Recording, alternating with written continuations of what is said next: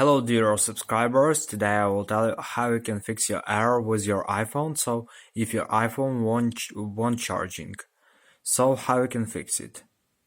So this is your charging port, so it also open for all time. So it means that when you won't put your cable inside it, it can be damaged by different dust or maybe some paper can damage your connection with your cable. So just can get inside your charging port, and when you connect your cable to your charging port, your phone won't charge. So how you can fix this error? So for fixing it, you just need to take toothpick.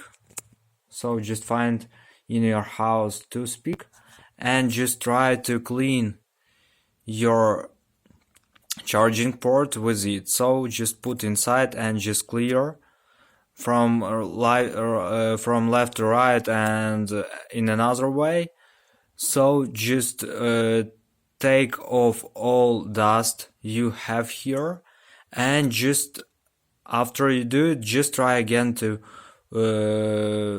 charge your phone. So I hope that it will help you. Thanks for watching, have a nice day, subscribe to my channel, click like, and goodbye.